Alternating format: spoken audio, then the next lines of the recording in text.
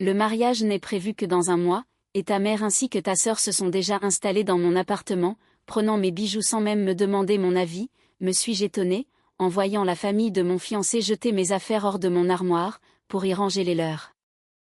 Ma belle-sœur se pavanait avec mon collier en diamant, tandis que ma belle-mère m'invitait à entrer dans mon propre logement. C'est alors que j'ai dit calmement, mais avant de commencer, je vous invite à aimer cette vidéo, et à vous abonner à la chaîne. Merci, et bonne écoute. Plus tard, Marina repensait souvent à cette soirée, cette dernière nuit, où elle croyait encore, à une fin heureuse. Ils étaient assis avec Victor, sur le balcon de son appartement, buvant du vin, et regardant le coucher du soleil. Le mois d'avril était particulièrement doux. L'air embaumait la première verdure printanière. Le mariage devait avoir lieu dans un mois. La robe était achetée, le restaurant réservé, et les invitations renvoyées. « Tu sais de quoi je rêve ?» demanda Victor, en l'enlaçant par les épaules. « De quoi ?»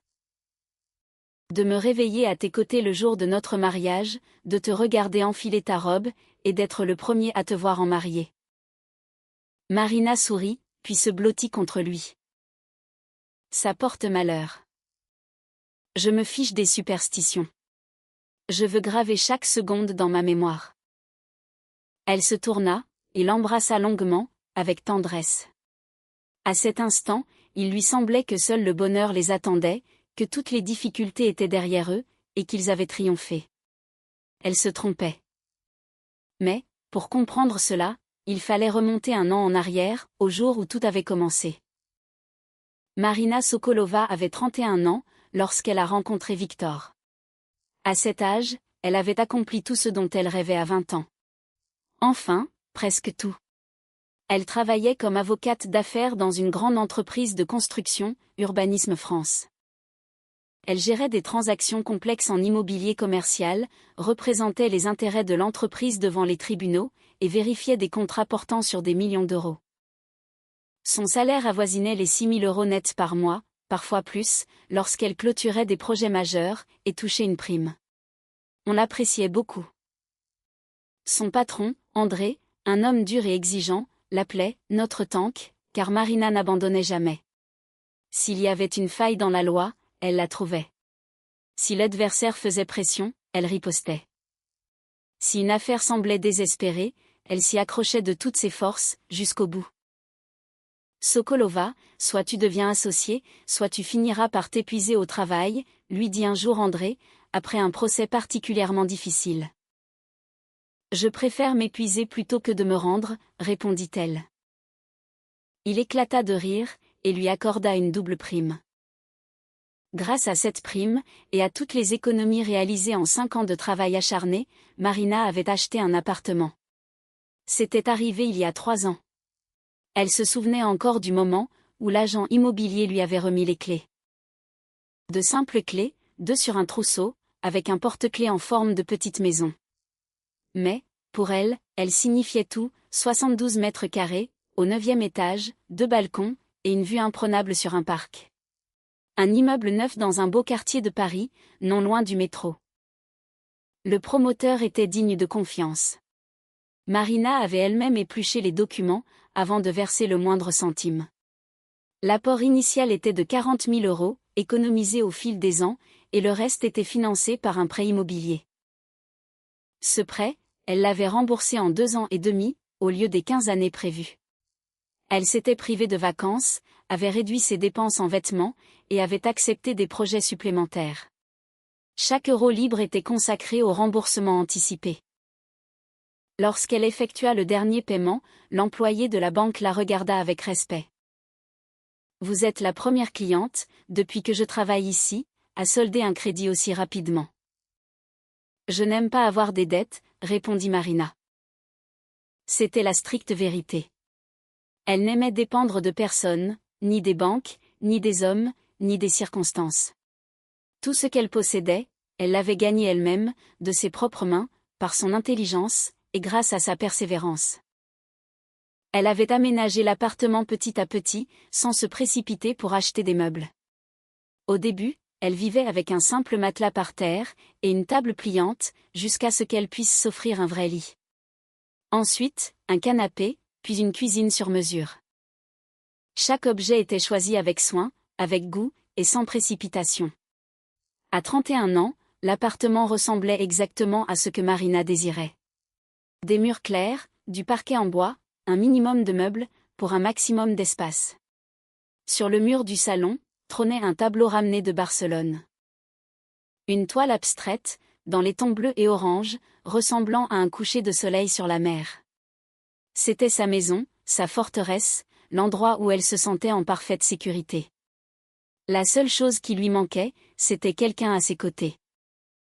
Côté vie privée, Marina n'avait pas beaucoup de chance. Non pas qu'elle fût laide ou inintéressante, bien au contraire, grande, mince, avec d'épais cheveux châtains, et des yeux gris, que beaucoup qualifiaient d'envoûtants. Elle savait s'habiller, entretenir une conversation, et faire preuve d'humour. Lors des soirées d'entreprise, les hommes faisaient la queue pour l'inviter à danser. Le problème venait d'ailleurs. Les hommes se divisaient en deux catégories. Les premiers, ceux qui réussissaient, pleins d'ambition, voyaient en elle un trophée. Belle, intelligente, propriétaire de son appartement, elle incarnait l'épouse idéale pour un carriériste. Mais, dans le couple, il voulait dominer, lui apprendre à vivre, lui expliquer ce qui était juste, tout en critiquant ses décisions, son travail, et ses amis. Tu travailles beaucoup trop, disait l'un. Tu n'as pas besoin d'un si grand appartement, sous-entendait un autre. Peut-être devrais-tu changer de métier? Les avocats, c'est tellement dur, suggérait un troisième. Marina ne discutait pas, elle mettait simplement fin à la relation. Les seconds, gentils, doux, et casaniers, se sentaient complètement perdus à ses côtés. Son assurance les effrayait. Son salaire éveillait en eux des complexes.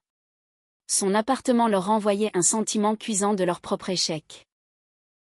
Je me sens comme un pique-assiette, avait avoué son dernier petit ami, après 3 mois de relation. Pourquoi? Parce que tu as trop de succès, tu es trop indépendante. À tes côtés, c'est comme si je ne servais à rien. Marina aurait voulu lui dire qu'il était utile, qu'elle ne jugeait pas les gens à leur salaire ou à leur mètre carré, et que ce qui lui importait, c'était la chaleur, l'attention, et les rires le soir, mais il faisait déjà ses valises. Après cette rupture, Marina avait décidé de faire une pause. Ça suffisait, elle en avait marre. Elle supprima les applications de rencontres, et refusa les rendez-vous arrangés, organisés par ses amis.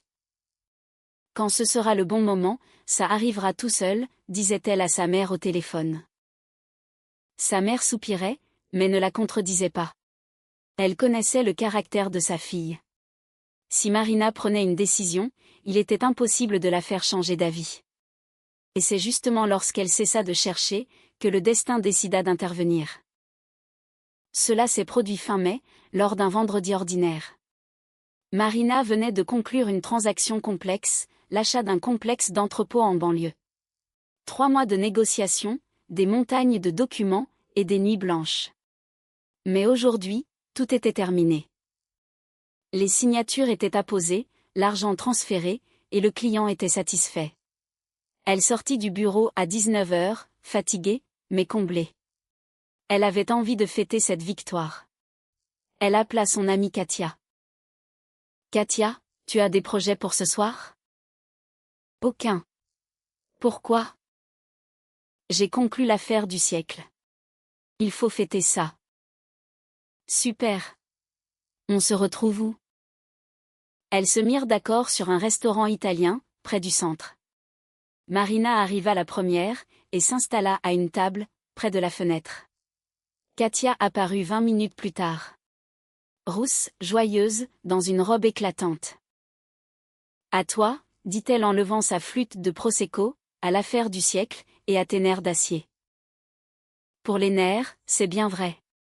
Marina trinqua avec elle. J'ai cru que j'allais craquer. Le client a changé les conditions 3 fois à la dernière minute. Et comment as-tu géré? Comme d'habitude. J'ai dit que soit on signait aujourd'hui, soit je partais en congé pendant 1 mois, et qu'il se débrouille tout seul. Katia éclata de rire. Sokolova, tu es un monstre. Dans le bon sens du terme. Elle bavardait du travail, de la vie, et du fait que le mari de Katia, Alexis, avait enfin appris à préparer autre chose que des œufs au plat. La première bouteille de Prosecco se vida, elles en commandèrent une deuxième. À un moment donné, la porte du restaurant s'ouvrit, et un groupe d'hommes entra. Ils étaient 5, en costume d'affaires, manifestement sortis du travail. Ils prirent la table voisine, discutant bruyamment d'un projet. Marina glissa un regard sur eux, machinalement, sans grand intérêt, puis son regard s'arrêta sur l'un d'eux. Il était ordinaire. Ce n'était pas un mannequin de magazine, ni un bodybuildé sorti de la salle de sport, juste un homme d'une trentaine d'années, avec des cheveux bruns, légèrement parsemés de gris sur les tempes. Un visage ouvert, un sourire bienveillant. Quand il riait, et il riait souvent, de petites rides se formaient autour de ses yeux. Quelque chose chez lui accrocha son attention. Marina ne comprenait pas exactement quoi. Peut-être la façon dont il écoutait ses collègues, avec une grande attention, sans les interrompre. Ou bien la façon dont il se tenait, avec assurance, mais sans prétention. Ou tout simplement son énergie, quelque chose de chaleureux, de calme, et de vrai. Il sentit son regard, se retourna, et leurs yeux se croisèrent. Marina détourna la tête la première, sentant ses joues chauffer. C'était ridicule. Elle n'avait pas rougi depuis ses 15 ans.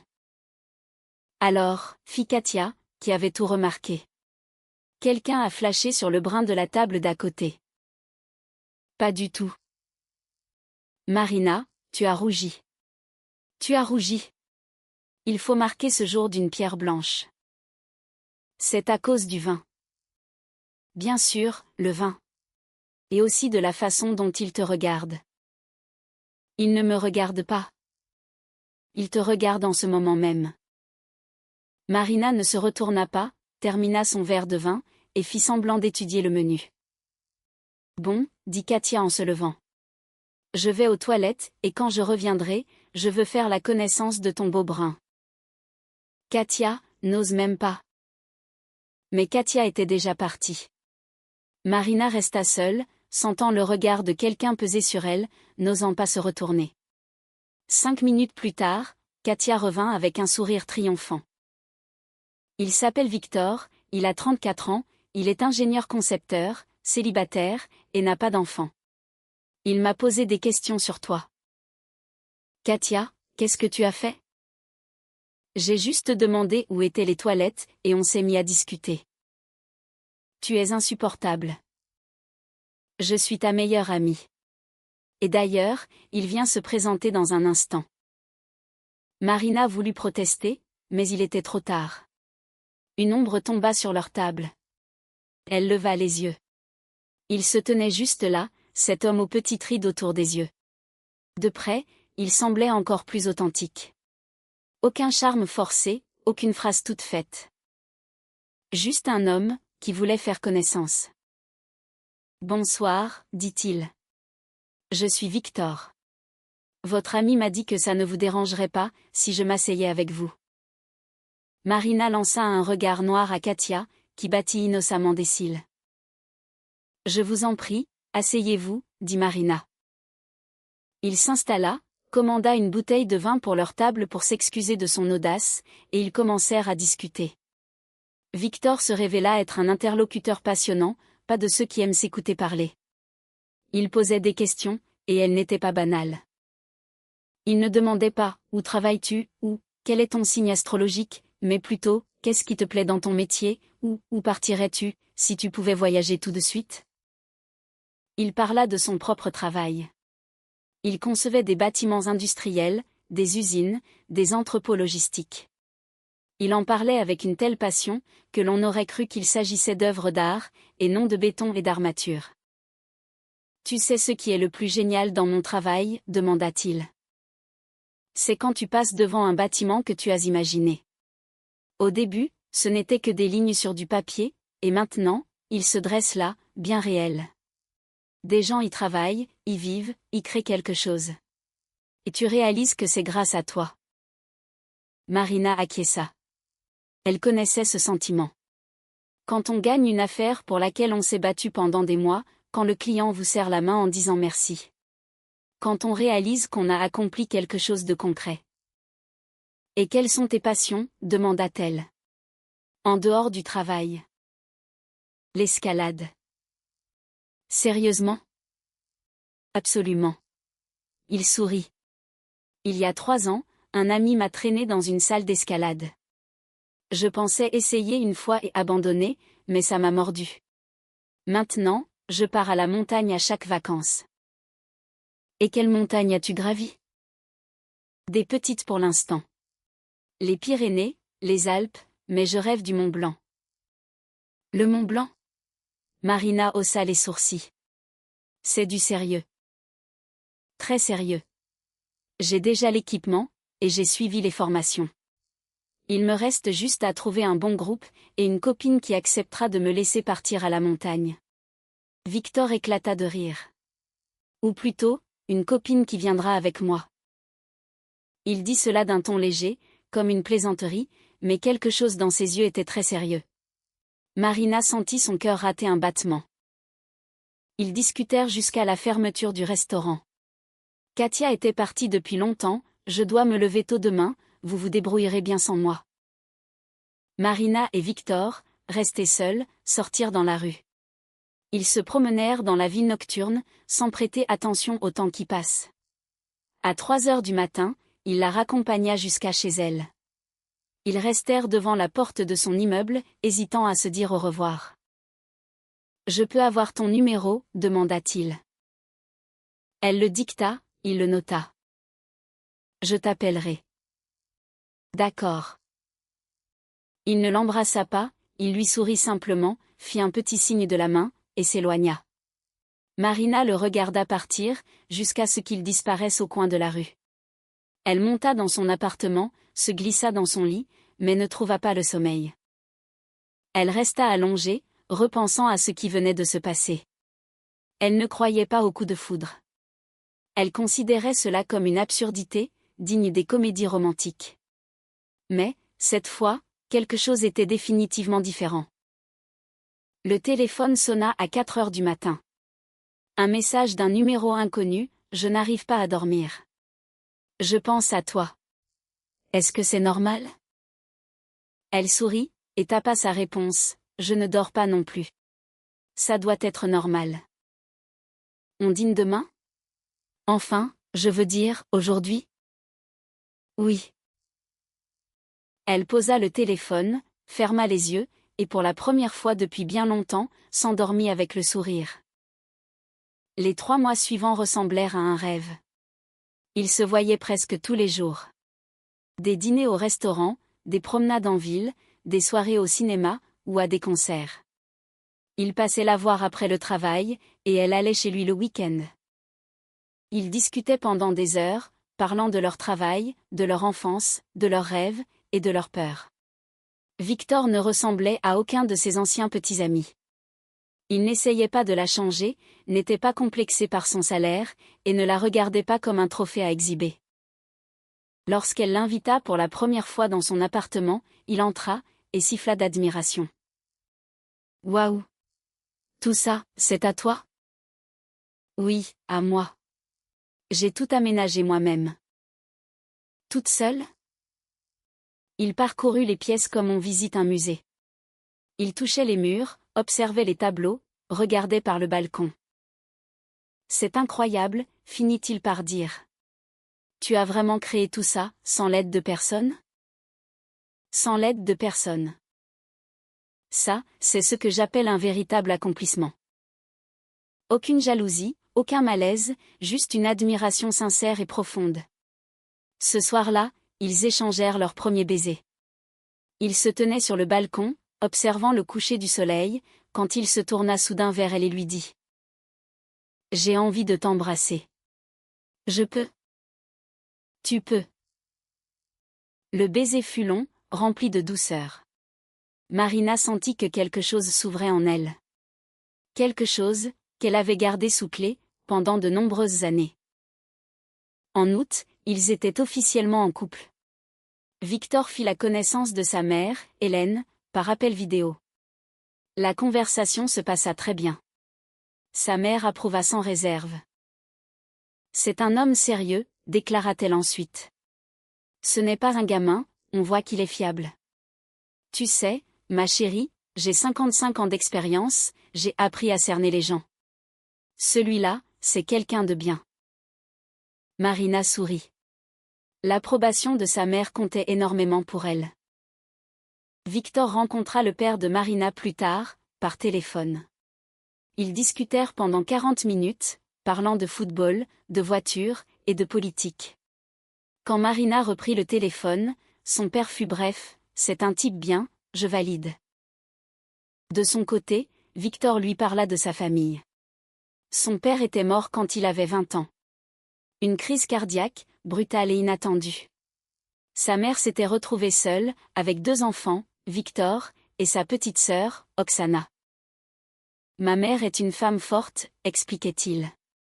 Après la mort de mon père, elle a tout géré seule, elle a travaillé, nous a élevés, sans jamais se plaindre.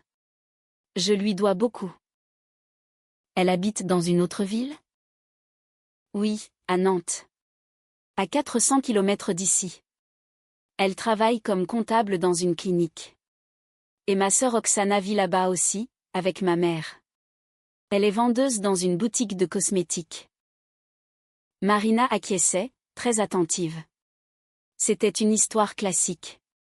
Une mère célibataire qui a élevé ses enfants au prix de nombreux sacrifices mérite le respect. Quand est-ce que je ferai leur connaissance, demanda-t-elle. Bientôt, répondit Victor. C'est juste que ma mère n'aime pas trop voyager. Elle dit que les trajets la fatiguent, mais je finirai par la convaincre. Bizarre, pensa Marina, 400 km, ce n'est pas non plus le bout du monde. Mais bon, chacun ses habitudes. Elle n'y prêta pas plus d'attention. L'automne passa à toute vitesse. En octobre, Victor avait pratiquement emménagé chez elle. De façon officieuse, ses affaires occupaient la moitié de l'armoire, sa brosse à dents trônait dans la salle de bain, et ses chaussons l'attendaient près de la porte. Ils s'adaptaient l'un à l'autre, comme n'importe quel couple. Il laissait traîner ses chaussettes dans l'appartement, elle les ramassait en silence, pour les mettre dans le panier à linge. Elle travaillait jusque tard, il lui préparait du thé, sans lui en vouloir d'être occupé. Le week-end, ils cuisinaient ensemble. Lui préparait des choses simples mais savoureuses, des pâtes, des omelettes, des sandwichs. Elle cuisinait des plats plus élaborés, quand elle en avait le temps, du poisson au four, des tartes maison. Tu sais ce qui me manque, demanda-t-il un soir, pendant le dîner. Quoi? Que tu m'apprennes à préparer un vrai repas. Pas juste des œufs au plat, de la vraie cuisine. Ça peut s'arranger. Ils passèrent leur samedi à cuisiner. Marina lui montra comment préparer la pâte pour des raviolis, tandis que Victor s'appliquait à façonner de petites créations de guingois.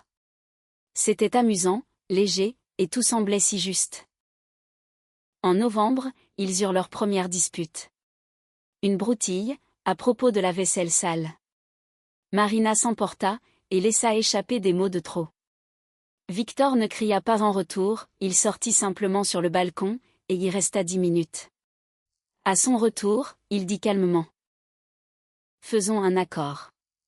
Quand on est en colère, on fait une pause, on ne se dit pas de méchanceté qu'on regretterait plus tard. Marina ressentit une pointe de culpabilité. Pardon, j'avais tort. Moi aussi. J'aurais dû laver cette foutue vaisselle.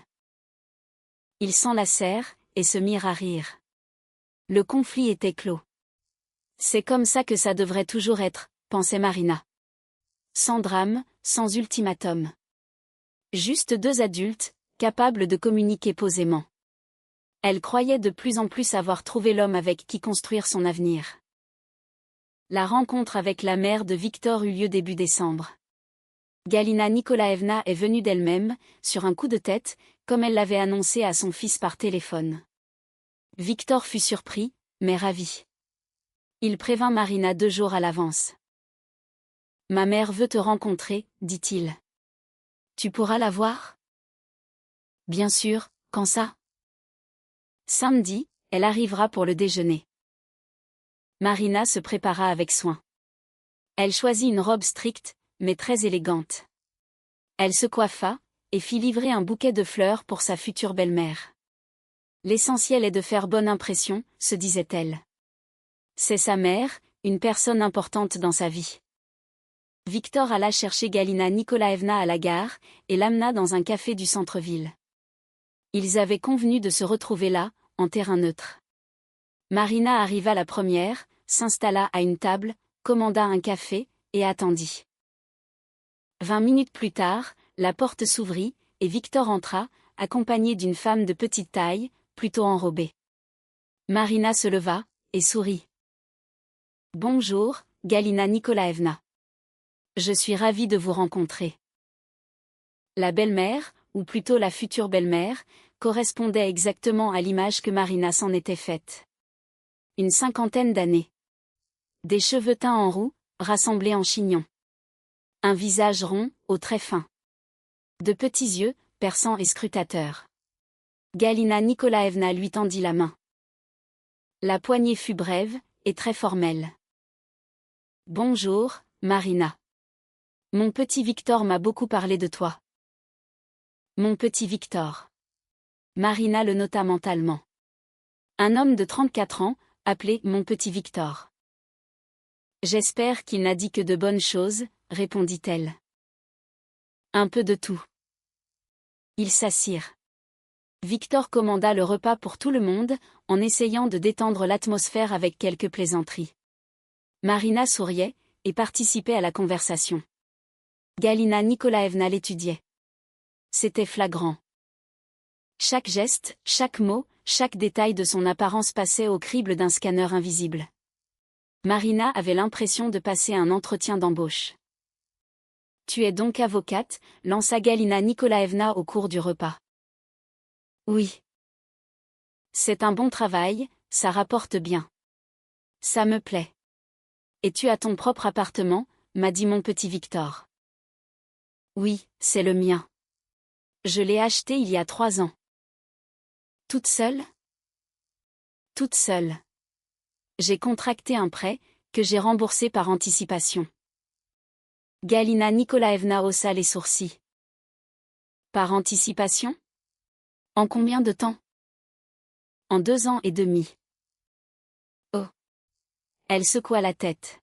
« Tu sais comment gagner de l'argent, à ce que je vois. » »« Oui, je sais. Et le dépenser aussi. » Marina sentit une première pointe d'agacement, mais elle se contint. « J'essaie de dépenser intelligemment. » »« C'est bien. Mon petit Victor n'est pas un homme riche. Son salaire est moyen. Tu es prête à accepter ça ? » ?»« Maman, » intervint Victor. « Marina et moi ne sommes pas ensemble pour l'argent. » »« Bien sûr, je pose juste la question. » Elle sourit, mais son sourire n'atteignait pas ses yeux. Marina garda ce sourire en mémoire. Le déjeuner dura encore 1 heure. Galina Nikolaevna posa des questions sur la famille de Marina, son travail, et ses projets d'avenir. Ces questions n'étaient pas grossières, mais intrusives, comme si elle cherchait une faille. En sortant du café, Victor raccompagna sa mère à la gare. Marina prit congé poliment, promettant de la revoir bientôt. Le soir, il vint chez elle. « Alors, comment as-tu trouvé ma mère ?» Marina réfléchit quelques secondes. « Elle est intéressante. Je t'avais prévenu, elle est un peu spéciale, mais elle n'est pas méchante. » J'ai bien compris. Elle s'habituera à toi. Laisse-lui juste un peu de temps. Marina acquiesça. Elle voulait croire que c'était vrai, que la première impression était trompeuse, que Galina Nikolaevna s'inquiétait simplement pour son fils, et que cela expliquait son comportement. Mais, au fond d'elle, quelque chose la dérangeait, un sentiment vague, auquel elle n'arrivait pas à donner un nom. Ils célébrèrent le nouvel an à 4, Marina, Victor, la mère de Marina, et celle de Victor. Hélène était arrivée 2 jours avant la fête, aidant à préparer les repas, à décorer l'appartement, et à acheter les cadeaux. Galina Nikolaevna, quant à elle, arriva le matin du 31, pour ne pas être dans les pattes trop tôt. La rencontre entre les deux mères se passa en douceur. Hélène était une femme délicate, qui savait trouver un terrain d'entente avec n'importe qui. Elles discutèrent de recettes, de séries télévisées, et du prix des courses. Une conversation ordinaire, entre femmes ordinaires. À table, Galina Nikolaevna parla de sa vie. De son travail à la clinique, de sa fille Oksana, et de son défunt mari. C'était un homme en or, disait-elle, en s'épongeant les yeux avec une serviette. Que Dieu ait son âme. Ça fait 14 ans qu'il est parti, mais je m'en souviens comme si c'était hier. Toutes mes condoléances, murmura Hélène avec douceur. Merci. Après lui, j'ai dû élever mes enfants toute seule. Mon petit Victor a grandi, c'est un bon garçon. Ma petite Oksana s'en sort bien aussi, mais elle n'arrive toujours pas à se marier. Elle est encore jeune, fit remarquer Marina. Elle a tout son temps. Jeune? À 26 ans? De mon temps, à cet âge-là, on avait déjà 2 enfants. Marina garda le silence. Elle ne voulait pas débattre un soir de fête. Après minuit, alors que tout le monde avait bu du champagne et fait un vœu, Victor se leva de table. J'ai une annonce à faire, déclara-t-il. Tout le monde se tut. Marina. Il se tourna vers elle. Je veux te poser une question devant nos mères, pour que les choses soient faites dans les règles. Il posa un genou à terre, et sortit une petite boîte de sa poche. Marina sentit son souffle se couper. Veux-tu m'épouser? Hélène poussa un cri de surprise, en portant les mains à sa poitrine. Galina Nikolaevna se figea. Son visage était totalement impénétrable. Marina regardait Victor, son émotion, l'espoir dans ses yeux, et la bague dans la boîte, en argent, ornée d'un petit saphir. Elle sentit les larmes lui monter à la gorge.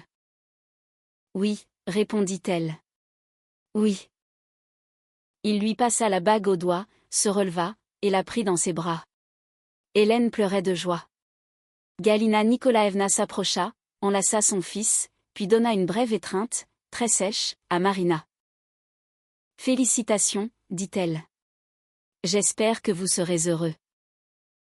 J'espère, dit avec incertitude. Pas, je vous le souhaite. J'espère. Marina n'oublia jamais ce mot. Le mariage fut fixé à la fin du mois de mai, soit 5 mois plus tard. Marina commença les préparatifs juste après les fêtes. C'était une personne très organisée, habituée à tout planifier à l'avance. Elle dressa une liste de tâches, fixa des échéances, et créa un dossier spécial pour les reçus et les contrats. Ils choisirent le restaurant ensemble, avec Victor. Ils visitèrent une dizaine d'endroits, avant de trouver le lieu idéal. Petit, intime, avec une belle vue sur la Seine. Une salle pour 40 personnes. Une excellente cuisine, et des prix raisonnables. Ça me plaît, dit Victor, en visitant les lieux. À moi aussi. Ils versèrent l'acompte, et signèrent le contrat. La date, le samedi 23 mai. Marina choisit sa robe toute seule. Elle ne voulait pas de crinolines imposantes, ni de kilomètres de voile. C'était beaucoup trop pompeux pour elle. Elle trouva son bonheur dans une petite boutique. Une robe blanche, simple et élégante. Elle épousait sa silhouette, mettait en valeur ses atouts, sans détourner l'attention de son visage.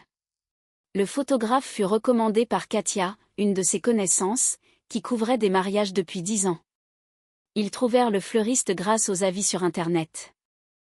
Pour la musique, ils optèrent pour un DJ, un orchestre en direct étant un luxe hors de prix. Tout se déroulait selon le plan établi, jusqu'à ce que Galina Nikolaevna s'en mêle. Le premier coup de fil eut lieu en février, un dimanche matin. Victor décrocha, et parla pendant une bonne vingtaine de minutes. Depuis la cuisine, Marina captait des bribes de la conversation. « Maman, on a déjà décidé. » « Non, juste la famille et les amis proches. »« Maman, c'est notre décision. » Quand il revint, il avait l'air épuisé. « Qu'est-ce qui se passe ? » Ma mère veut allonger la liste des invités. Elle dit qu'elle a beaucoup de membres de la famille, qui seront vexés si on ne les invite pas. Combien de personnes ? 20. Marina posa sa tasse de café. 20. Notre salle est prévue pour 40 personnes. Nous avons déjà payé la compte. Je sais, je lui ai expliqué. Mais elle dit qu'on peut payer un supplément pour agrandir, ou trouver une autre salle. Marina sentit l'agacement monter en elle. Victor, c'est notre mariage. Nous avons mis 3 mois à choisir ce restaurant. Je comprends, je vais lui en reparler. Il lui en reparla, encore et encore. Mais Galina Nikolaevna ne lâchait pas l'affaire. Elle avait un argument pour chaque objection. Tante Valérie serait froissée, elle le connaissait depuis l'enfance. Le cousin Germain de Bordeaux ferait exprès le déplacement. La voisine, Madame Zina, avait vu naître le petit Victor, comment ne pas l'inviter? Finalement, Marina prit les choses en main. Bonjour, Galina Nikolaevna. C'est Marina. Oh, petite Marina, bonjour. Comment vas-tu? Bien, merci. Je voulais discuter de la question des invités. Oui, bien sûr. Mon petit Victor est tellement têtu, il ne veut rien écouter. Je lui dis, le mariage doit être célébré en grand, mais il s'obstine. Galina Nikolaevna, nous avons déjà réservé une salle pour 40 personnes. Le contrat est signé, et la compte versée. Et alors? On peut bien trouver une autre salle. Non. La voix de Marina était calme, mais particulièrement ferme. Nous gardons ce restaurant, et nous ne modifierons pas la liste des invités. Un lourd silence s'installa. Je vois, répondit Galina Nikolaevna, d'un ton soudain glacial. C'est donc comme ça. C'est votre décision à tous les deux? C'est une décision commune. Bien sûr, commune. Elle raccrocha, sans même dire au revoir. Marina posa le téléphone, et regarda Victor. Assis à côté d'elle, il avait entendu toute la conversation. Elle est fâchée, lâcha-t-il. Je vois ça. Marina, tu aurais peut-être pu y aller plus doucement? Comment, Victor? Ça fait 2 semaines qu'elle refuse d'entendre le mot non. J'ai simplement été directe. C'est ma mère, je sais, mais... C'est notre mariage. Il soupira, et se frotta l'arête du nez. D'accord, tu as raison. Essaie juste d'être plus souple avec elle, ce n'est pas quelqu'un de facile. J'ai remarqué. Ils n'abordèrent plus le sujet, mais quelque chose s'était brisé. Galina Nikolaevna cessa complètement d'appeler. Elle ne contactait plus que Victor, et encore, très rarement. Qu'elle se calme, songea Marina. Elle a le droit de se vexer, mais c'est nous qui décidons pour notre mariage. Le mois de mars s'écoula paisiblement. Marina gérait les préparatifs, validait le menu, choisissait la décoration de la salle, et faisait les essayages pour sa robe. Victor l'aidait dès qu'il le pouvait. En avril, c'est Oksana qui appela. Marina fut surprise, car elle ne s'était jamais parlé directement. Victor lui avait montré des photos de sa sœur et lui avait parlé d'elle, mais elle ne s'était jamais rencontrée en personne. Allô, c'est Marina? Oui. Salut, c'est Oksana, la sœur de Victor. Bonjour. Écoute, je voulais te parler de maman. Marina se mit sur la défensive. Qu'est-ce qui se passe? Elle est vraiment très contrariée par cette histoire de liste d'invités. Elle dit que tu lui as parlé de manière très sèche. Je n'ai pas été sèche, j'ai simplement été directe. Eh bien, elle ne le voit pas comme ça. Elle pleure tous les soirs. Marina ferma les yeux, et compta jusqu'à 5. Oksana, je suis désolée qu'elle soit triste, mais Victor et moi avons pris une décision, et je n'ai pas l'intention d'en changer. Oui, je comprends. Mais... Tu pourrais peut-être l'appeler? Pour faire la paix. Si Galina Nikolaevna veut faire la paix, elle peut très bien m'appeler elle-même. Un silence plana. Je vois, répondit Oksana, d'un ton sec. C'est donc comme ça. Écoute, je ne veux me fâcher ni avec toi, ni avec ta mère, mais je ne vais pas m'excuser d'avoir défendu une décision que j'ai prise avec Victor. Bon, salut. Elle raccrocha. Marina rapporta la conversation à Victor, qui fit la grimace. Oksana est comme ça, elle prend toujours le parti de ma mère. J'ai remarqué. Ne te prends pas la tête, elles s'y feront. Marina hocha la tête, bien qu'au fond d'elle, elle en doutait. Quelque chose lui disait que ce n'était que le début d'une longue série. Il restait 2 mois avant le mariage. Un soir, alors qu'il dînait, Victor déclara. Écoute, ma mère a appelé aujourd'hui. Elle veut venir plus tôt, 1 mois et demi avant le mariage. Elle dit qu'elle veut t'aider pour les préparatifs. Marina posa sa fourchette. 1 mois et demi? C'est beaucoup trop long. C'est ce que je lui ai dit. Et qu'est-ce qu'elle a répondu? Qu'elle veut se rendre utile, nous aider pour la décoration, les achats. Victor, j'ai déjà tout organisé. Je n'ai pas besoin d'aide. Je sais, mais c'est important pour elle de se sentir impliquée. Ça la stresse beaucoup. Marina poussa un soupir. Très bien, dis-lui de venir 2 semaines avant le mariage, pas avant. On est d'accord? Je lui transmettrai le message. Elle pensait l'affaire réglée, mais 3 jours plus tard, Victor rentra avec un air coupable. Marina, on a un problème. Lequel? Ma mère a déjà pris ses billets, pour après-demain. Quoi? Elle a dit que les billets étaient moins chers pour cette date. Et elle ne vient pas seule. Comment ça, elle ne vient pas seule? Oksana vient avec elle. Elle veut t'aider, elle aussi. Marina sentit son estomac se nouer. Victor, on avait dit 2 semaines, pas 6. Et il n'a jamais été question de ta sœur. Je sais. J'ai essayé de l'en dissuader, mais elle avait déjà acheté les billets. Alors, qu'elle les annule. Marina, elle ne les annulera pas. Tu la connais. Oui, elle la connaissait, et c'était bien ça le problème. Et où vont-elles dormir, demanda-t-elle. Victor hésita. Eh bien, je pensais. Chez nous, dans la chambre d'amis. Chez nous? Dans mon appartement, Victor, dans mon appartement. Et tu ne m'as même pas demandé si j'étais d'accord. Je pensais que ça ne te dérangerait pas. Tu as pensé, mais tu n'as pas cru bon de me poser la question. Un lourd silence s'installa. Marina se leva de table, s'approcha de la fenêtre, et contempla la ville en contrebas pour tenter de se calmer. Victor, finit-elle par dire sans se retourner. On a déjà eu ce problème avec la liste des invités. Tu m'avais promis de ne plus jamais prendre de décision pour nous deux, sans m'en parler. Je n'ai pas pris de décision, c'est elle qui l'a fait.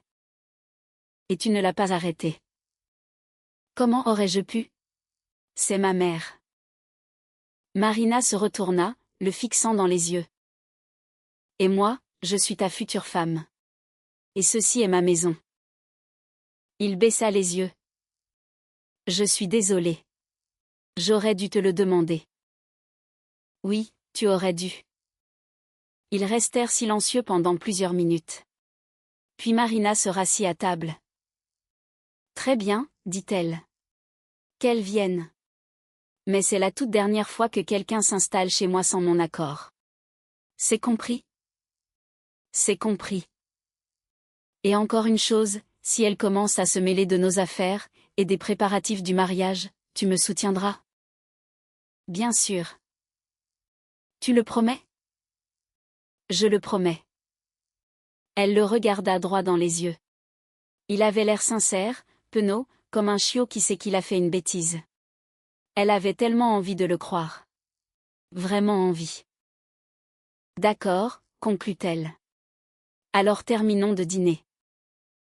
Ils reprirent leur repas, mais la nourriture semblait soudain avoir perdu toute saveur. Galina Nikolaevna et Oksana arrivèrent 2 jours plus tard. Marina alla les chercher à la gare, car Victor, retenu au travail, n'avait pas pu se libérer. Elle se tenait près du wagon, regardant les portes s'ouvrir. Galina Nikolaevna sortit la première, vêtue du même manteau qu'en décembre. Seul son sac était plus imposant. Derrière elle suivait une jeune femme au maquillage criard et au visage fermé, Oksana. Elle ressemblait à sa mère, petite et rondelette, mais ses traits étaient plus durs, et son regard plus acéré. Elle portait un jean moulant, une veste courte, et des baskets rose fluo. « Bonjour » lança Marina, forçant un sourire. « Bienvenue. »« Salut » jeta Oksana, sans même la regarder. Galina Nikolaevna donna une brève étreinte, très formelle, à Marina. « Bonjour, ma petite Marina. Merci d'être venue nous chercher. »« Je vous en prie. La voiture est au parking. » Elles chargèrent les bagages dans le coffre. Il y avait 3 valises, 2 grandes et une moyenne, ainsi que plusieurs sacs et paquets. Beaucoup trop d'affaires pour 2 semaines, pensa Marina, mais elle garda le silence. Sur le chemin, Galina Nikolaevna parlait du voyage, de la météo, et du prix des billets. Oksana, assise à l'arrière et absorbée par son téléphone, ne décrocha pas un mot. En arrivant devant l'immeuble, Marina se gara, et les aida à décharger les affaires. « Nous y voilà » annonça-t-elle en ouvrant la porte de l'appartement. Galina Nikolaevna entra la première, et inspecta les lieux du regard. « Pas mal, jugea-t-elle. C'est propre. » Oksana passa devant Marina, sans même saluer l'endroit, et se dirigea tout droit vers le salon pour s'affaler sur le canapé. « C'est quoi le code Wi-Fi » Marina lui donna le mot de passe, et leur indiqua la chambre d'amis. « Installez-vous. Victor sera là vers 19h. » Elle se retira dans sa chambre, ferma la porte, s'y adossa, et souffla un grand coup. 6 semaines. 1 mois et demi. Elle allait devoir tenir le coup. Elle était loin d'imaginer à quel point elle se trompait. Le premier jour s'écoula relativement calmement. Victor rentra le soir, prit sa mère dans ses bras, et tapota l'épaule de sa sœur. Ils dînèrent tous les 4. Galina Nikolaevna avait préparé un bortsch, pour se sentir tout de suite comme à la maison. La soupe était bien trop salée. Marina finit son assiette, remercia son hôte, et ne fit aucun commentaire. « C'est délicieux, maman » assura Victor. « Je fais de mon mieux, mon petit Victor. Il faut bien que quelqu'un vous nourrisse correctement, sinon, je parie que vous ne mangeriez que des sandwichs. » Marina sentit la pique, mais resta silencieuse. Ce n'était pas le moment de créer un conflit, elle venait tout juste d'arriver. Après le dîner, Oksana accapara la salle de bain pendant 1h30. Marina voulait prendre une douche avant de se coucher, mais la porte était verrouillée. Elle frappa. « C'est occupé » cria Oksana. « Tu en as pour longtemps ?»« Le temps qu'il faudra. » Marina recula, compta jusqu'à 10, puis jusqu'à 20, et décida d'attendre dans sa chambre. 1 heure plus tard, Oksana daigna enfin sortir. La salle de bain était envahie de vapeur, il y avait une flaque d'eau sur le sol, et des produits de beauté qui ne lui appartenaient pas s'étalaient sur le lavabo. Marina nettoya tout en silence. Elle ne voulait pas déclarer la guerre dès le premier jour. C'est temporaire, se rassurait-elle.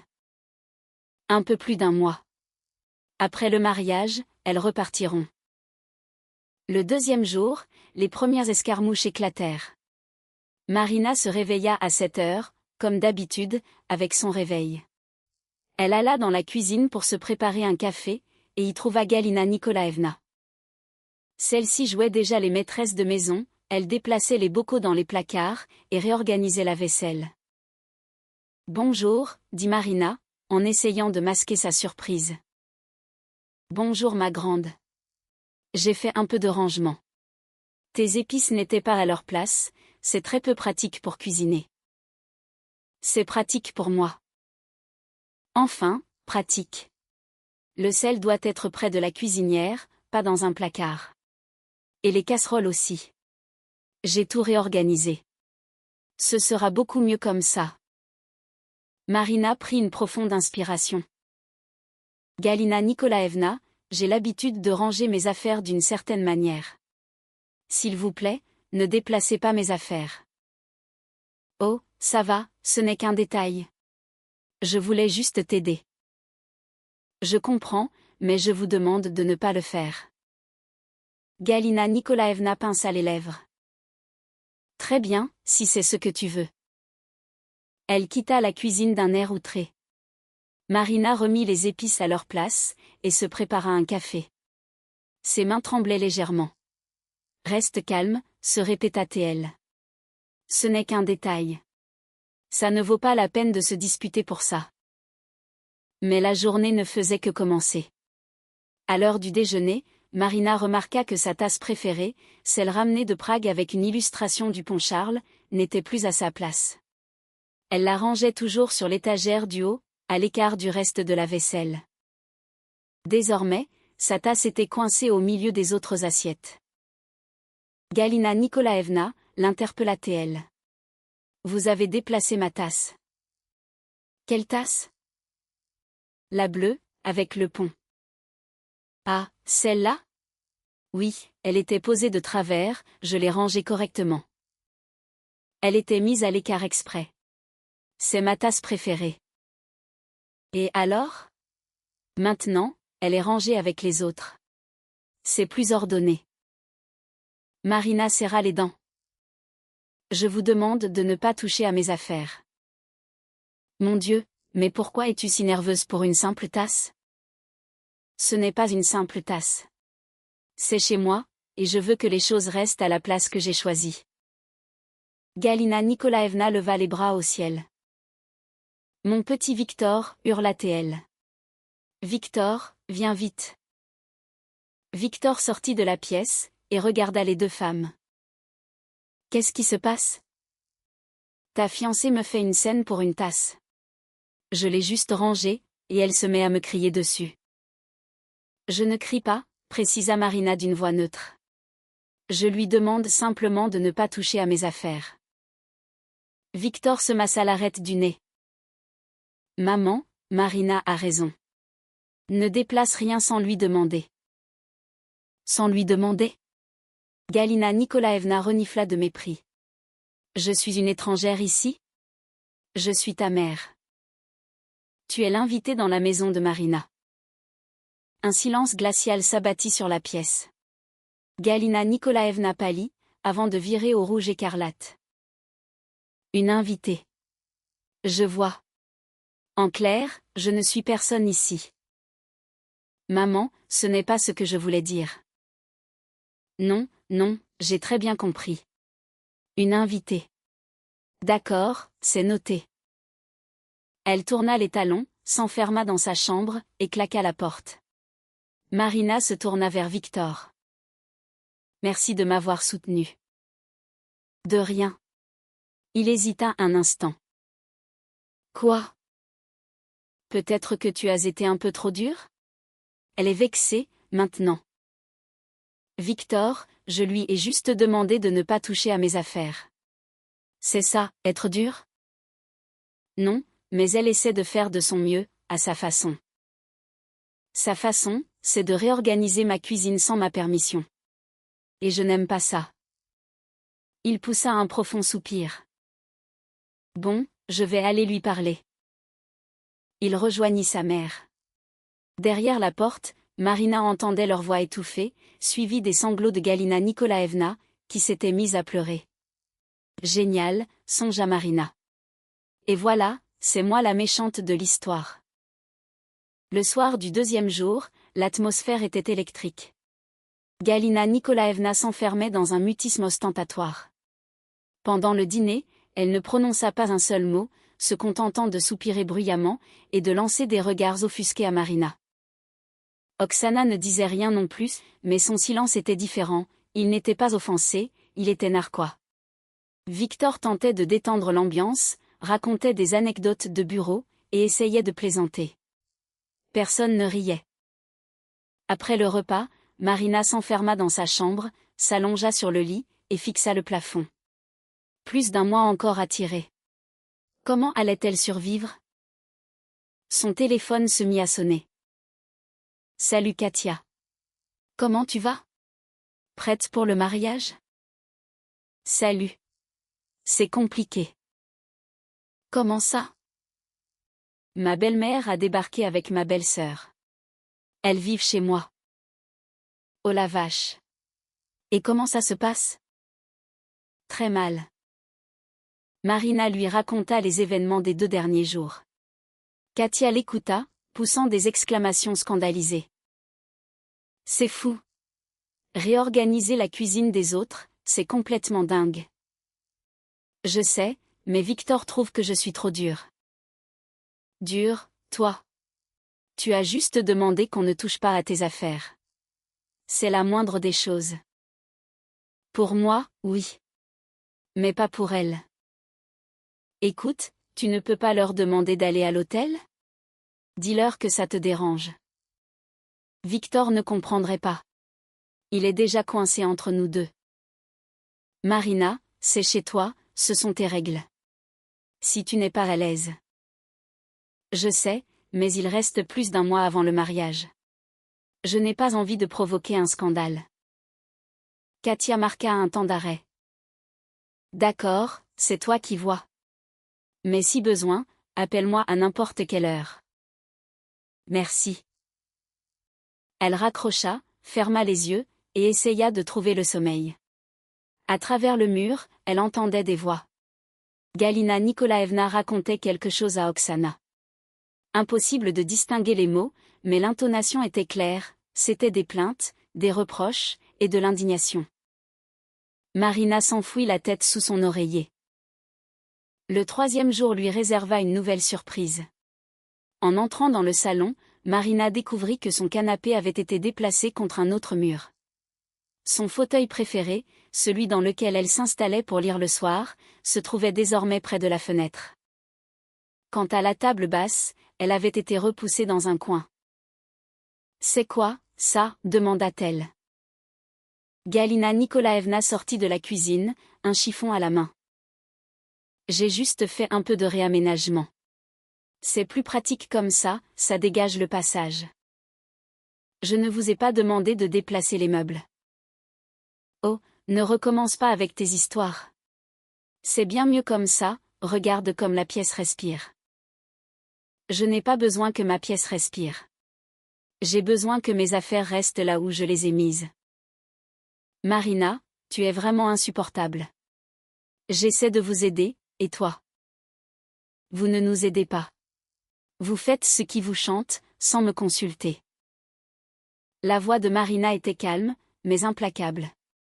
Elle ne hurlait pas, elle énonçait simplement les faits. Galina Nikolaevna devint pourpre. « Mon petit Victor » hurla-t-elle. « Victor, viens tout de suite. » Victor sortit de la salle de bain en trombe, s'essuyant le visage avec une serviette. « Quoi? Qu'est-ce qu'il y a? Ta fiancée m'agresse encore.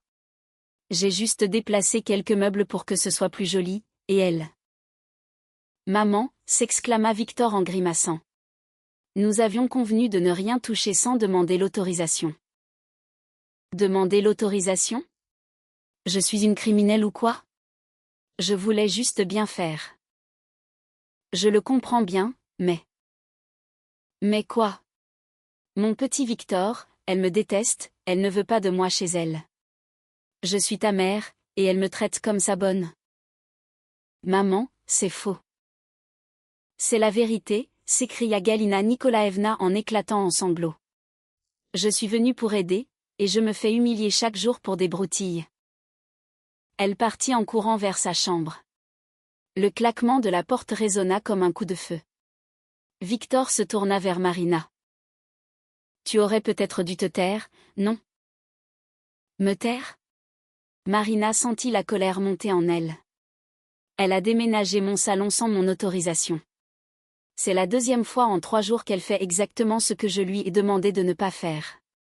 Et tu oses me dire de me taire? Elle est triste. Et moi? Tu crois que je ne le suis pas? Victor resta sans voix. Victor, reprit Marina, la voix basse. Tu m'avais promis de me soutenir. Tu t'en souviens? Oui. Alors pourquoi, à chaque fois que je défends mon espace, tu me demandes si je n'aurais pas dû me taire?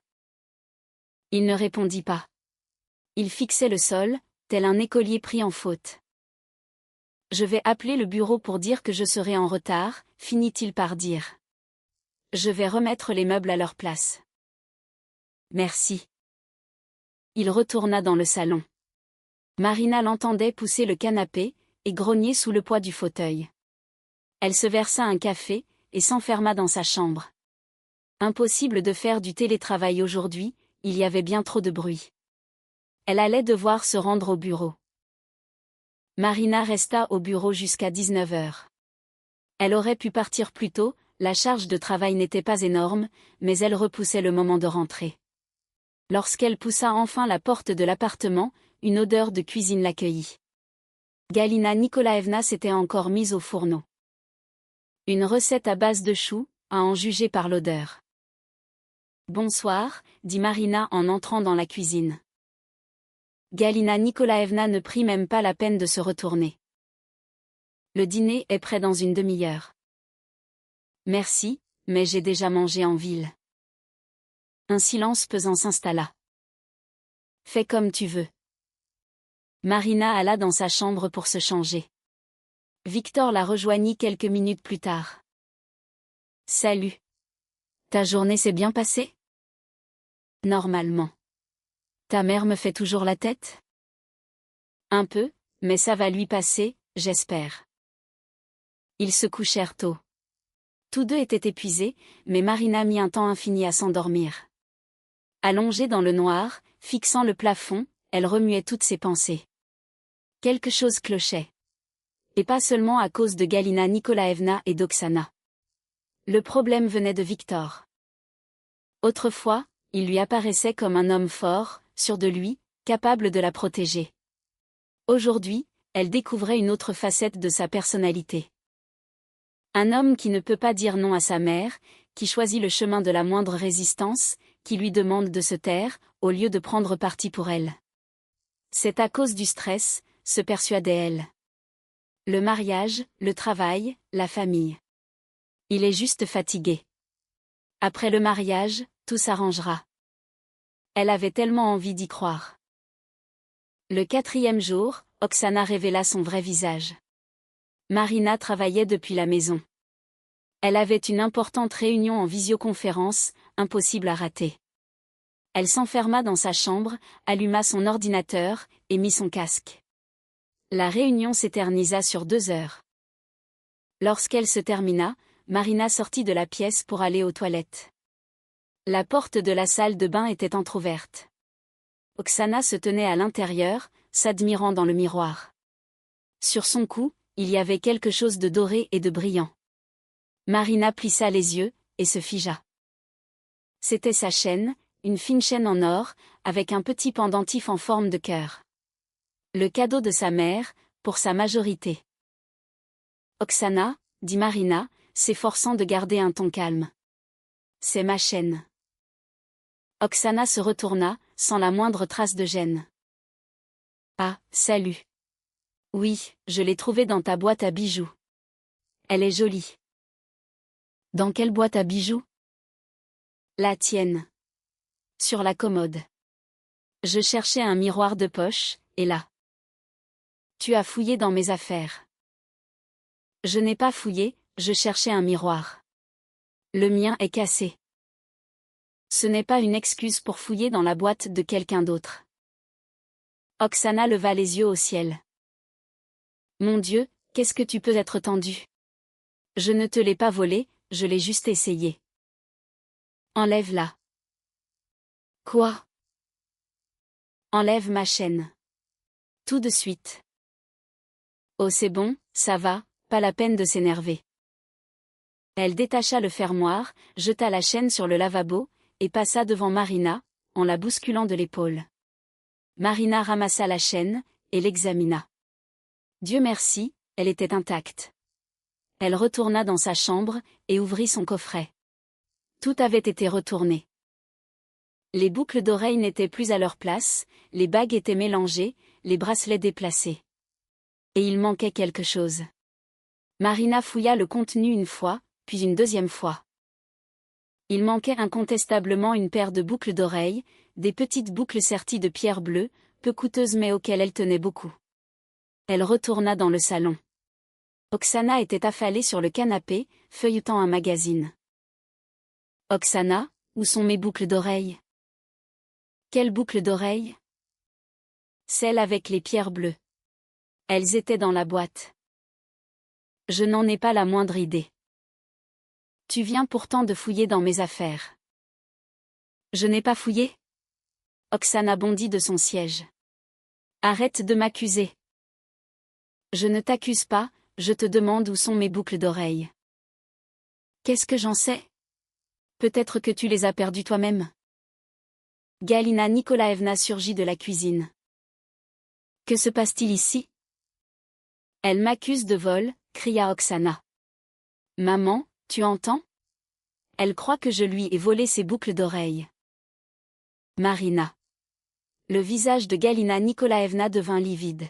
« Comment oses-tu ? Oksana est une fille honnête. »« Je n'accuse personne, je demande juste où sont mes boucles d'oreilles. Elles ont disparu de la boîte dans laquelle votre fille vient de fouiller. » « Elle n'a pas fouillé, elle t'a dit qu'elle cherchait un miroir. »« Dans ma boîte à bijoux. Et elle essayait ma chaîne, sans ma permission. »« Et alors ? Ce n'est pas un vol. Et ces boucles disparues, qu'est-ce que c'est ? » Un silence glacial s'abattit sur la pièce. « Tu accuses ma fille de vol, » murmura Galina Nikolaevna, la voix lourde de menace. « Dans la maison de mon fils. C'est ma maison, et j'ai le droit de savoir où sont mes affaires. »« Mon petit Victor, » hurla Galina Nikolaevna. « Victor !» Victor était au travail, il ne pouvait pas l'entendre. Marina sortit son téléphone, et composa son numéro. « Oui. » Victor, rentre à la maison. Tout de suite. « Qu'est-ce qui s'est passé ? » Ta sœur a fouillé dans mes affaires. Mes boucles d'oreilles ont disparu. Quoi ? Rentre. Elle raccrocha. Galina Nikolaevna et Oksana la fixaient, pleines de haine. Tu vas me le payer, siffla sa belle-mère. Mon petit Victor saura qui tu es vraiment. Il connaîtra la vérité, répondit Marina. Et c'est exactement ce que je veux. Elle retourna dans sa chambre, verrouilla la porte, et s'assit sur son lit. Ses mains tremblaient, non pas de peur, mais de pure colère. Victor rentra 1 heure plus tard. Marina l'entendit discuter avec sa mère et sa sœur dans le salon. Les voix étaient étouffées, mais trahissaient une vive émotion. Puis il frappa à la porte de la chambre. Marina, ouvre. Elle ouvrit. Je leur ai parlé, dit-il en entrant. Oksana assure qu'elle n'a pas pris tes boucles d'oreilles. Et la chaîne, elle ne l'a pas prise non plus ? Je l'ai surprise avec, autour de son cou. Elle dit qu'elle l'a juste essayé. Sans ma permission, après avoir fouillé dans ma boîte à bijoux. Victor se frotta le visage avec les mains. Marina, je ne sais pas ce qui s'est passé. Tes boucles d'oreilles sont peut-être tombées quelque part ? J'ai vérifié, elles n'y sont pas. Peut-être que tu as oublié où tu les as rangées ? Victor. Marina plongea son regard dans le sien. Tu me crois, oui ou non ? Il garda le silence. Je ne dis pas qu'Oksana les a volées, poursuivit Marina. Je dis qu'elle a fouillé dans mes affaires, sans m'en demander l'autorisation. Et qu'à la suite de ça, mes boucles d'oreilles ont disparu. C'est un fait. D'accord. Il soupira. Je vais lui demander de chercher encore une fois. Peut-être qu'elle les a prises par erreur, et qu'elle a oublié. Prises par erreur, et oubliées ? Marina, je n'en sais rien. J'essaie de comprendre. Alors essaie de comprendre, au lieu de protéger ta sœur. Il sortit, et revint 10 minutes plus tard. Elle dit qu'elle les a trouvées par terre, dans la salle de bain. Tiens. Il lui tendit les bijoux. Marina les prit, et les examina. Elles étaient dans la boîte, pas par terre. Elles sont peut-être tombées quand elle cherchait son miroir, et ont roulé jusqu'à la salle de bain. La boîte à bijoux est dans la chambre. Victor se tut. Victor, elle a pris mes boucles d'oreilles sans demander, tout comme la chaîne. Et Dieu seul sait quoi d'autre. Marina, c'est une accusation grave. C'est la vérité. Tu n'as aucune preuve. Marina sentit que quelque chose venait de se briser en elle. Aucune preuve, répéta-t-elle. Je vois. En clair, ma parole ne suffit pas. Ce n'est pas ce que je voulais dire. C'est exactement ce que tu voulais dire. Ta sœur fouille dans mes affaires, prend mes bijoux sans permission, et tu oses me réclamer des preuves. Je ne réclame pas. Victor, dit Marina en se levant. J'ai besoin de rester seule. Marina. Va-t'en, Victor, je t'en prie. Il sortit. Elle verrouilla de nouveau la porte, s'allongea sur son lit, et regarda fixement le plafond. 10 jours. Il restait encore 10 jours. Elle ne savait pas si elle allait tenir. Les jours suivants ressemblèrent à une véritable guerre froide. Galina Nikolaevna et Oksana faisaient comme si Marina n'existait pas. Elle ne disait plus bonjour, ne lui adressait plus la parole, et tournait la tête dès qu'elle entrait dans la pièce. Marina leur rendait l'appareil.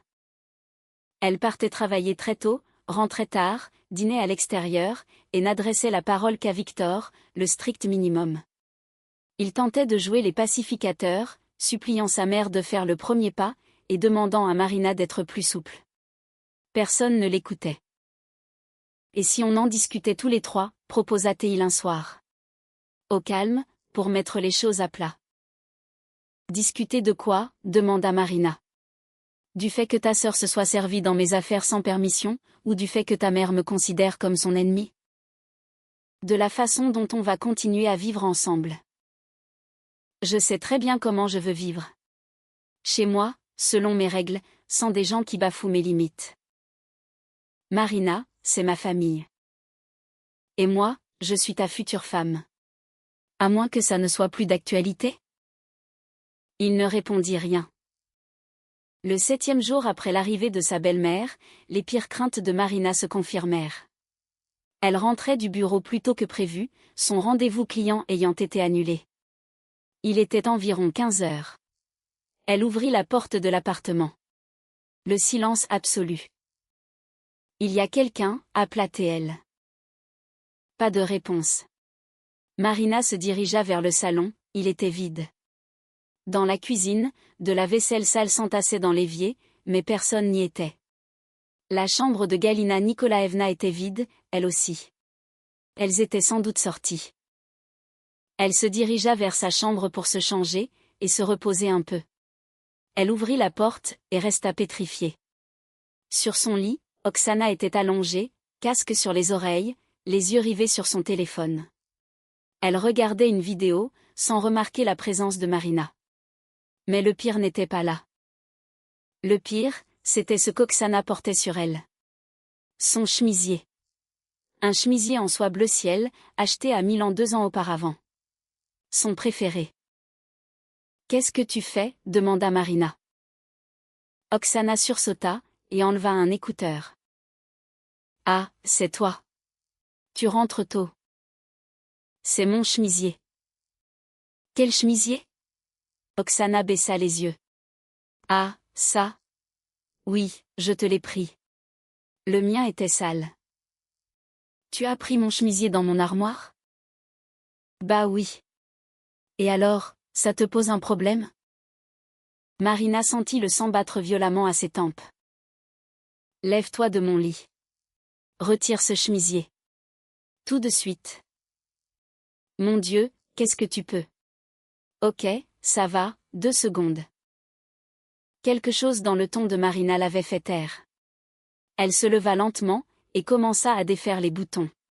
« T'es complètement folle, marmonnait-elle, tout ça pour un pauvre bout de chiffon. » Ce n'est pas un chiffon, c'est à moi.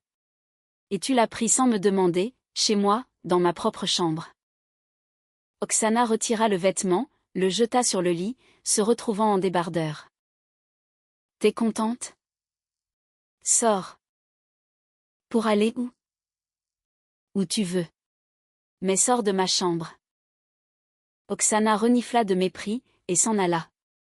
Marina ferma la porte derrière elle, ramassa son chemisier, et l'examina. Sur le col, il y avait une tache de fond de teint, et sur la manche, une trace de parfum. Il était ruiné. Marina s'assit sur le lit, le chemisier entre les mains, sentant que quelque chose venait définitivement de se briser en elle. C'était la goutte d'eau de trop. Le soir même, elle eut une franche explication avec Victor. Ta sœur a fouillé dans mon armoire, a enfilé mon chemisier, et s'est prélassée avec sur mon lit. Victor devint livide. Quoi? Ce que tu as entendu. Et elle a ruiné mes affaires. Le chemisier est taché. Marina, Victor, ce n'est pas la première fois. D'abord le shampoing, puis le maquillage, puis la chaîne, puis les boucles d'oreilles, et maintenant mon chemisier. C'est quoi la prochaine étape? Je vais lui parler. Tu l'as déjà fait. Et ça n'a rien changé. Alors, qu'est-ce que tu proposes? Marina le regarda droit dans les yeux. Je propose qu'elle parte. Aujourd'hui. Quoi? Je n'en peux plus, Victor. C'est chez moi, ce sont mes affaires, c'est ma vie. Et elle ne respecte rien de tout ça. Marina, le mariage est dans un mois. Où veux-tu qu'elles aillent? À l'hôtel, chez des proches, n'importe où. Ça m'est complètement égal. C'est impossible. Ma mère m'en voudrait à mort. Et moi? Je suis déjà offensée, insultée, et humiliée dans ma propre maison. Tu exagères. J'exagère? Marina bondit sur ses pieds. Ta sœur se sert dans mes affaires sans permission. Ta mère réorganise mes meubles. Elles me regardent toutes les deux comme si j'étais l'ennemi à abattre, et c'est moi qui exagère? Marina, calme-toi. Ne me dis pas de me calmer. J'ai parfaitement le droit d'être en colère. Un lourd silence s'abattit sur la pièce. Très bien, finit par dire Victor, d'une voix sourde. Je vais leur parler, je vais leur demander de s'excuser. Je me fiche de leurs excuses. Je veux juste qu'elles s'en aillent. Marina, je ne peux pas mettre ma mère à la porte, à un mois de mon mariage. Et pourquoi ça? Parce que c'est ma mère. Et moi, je suis ta fiancée. Celle que tu as promis de protéger. Le silence retomba lourdement. On devrait peut-être faire une pause, suggéra Victor. Une pause? Oui, pour laisser retomber la pression, pour réfléchir un peu. À un mois de notre mariage, tu me proposes de faire une pause? Je ne vois pas quoi te proposer d'autre. Marina le dévisagea. Elle regardait cet homme qu'elle aimait, qu'elle s'apprêtait à épouser, et elle ne le reconnaissait plus. Sors, dit-elle. Quoi? Sors de ma chambre. J'ai besoin d'être seule. Marina. Sors, Victor, je t'en supplie. Il s'exécuta. Marina s'allongea sur le lit. Elle ne pleurait pas, elle n'avait plus de larmes, elle fixait simplement l'obscurité. Les jours suivants furent un véritable enfer. Victor était parti vivre chez un ami, le temps que les choses se tassent. Marina s'était retrouvée seule dans son appartement, avec Galina Nikolaevna et Oksana. Et elle ne se cachait plus du tout.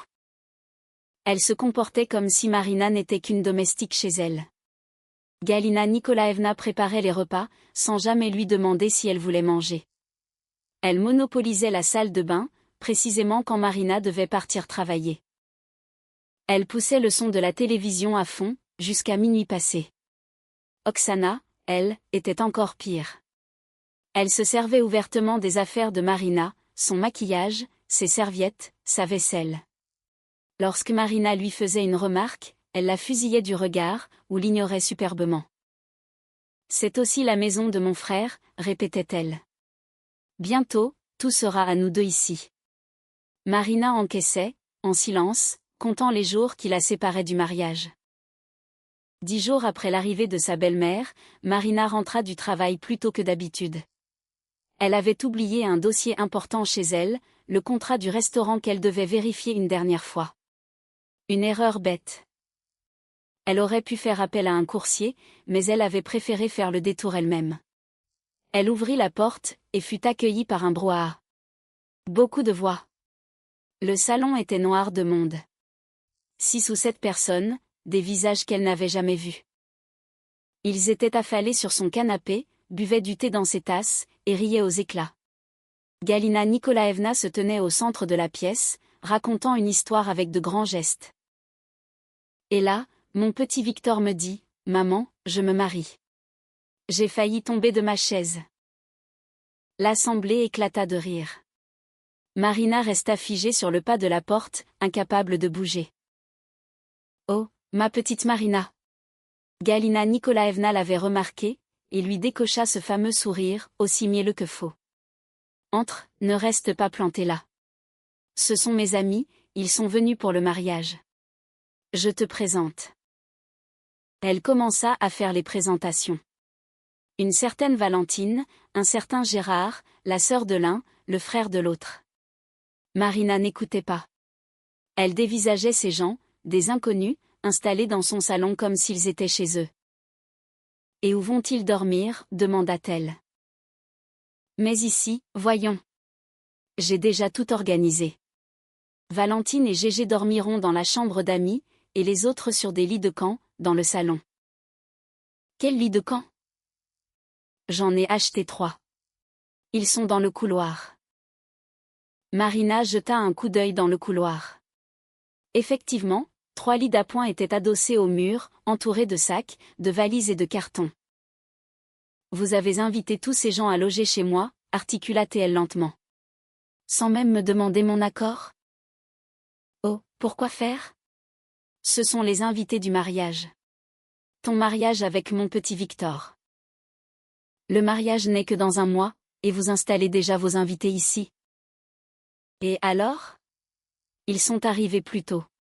On ne va quand même pas les envoyer à l'hôtel. » Marina sentit une rage sourde, sombre et brûlante, monter en elle. « Galina Nikolaevna, » dit-elle en luttant pour garder une voix neutre.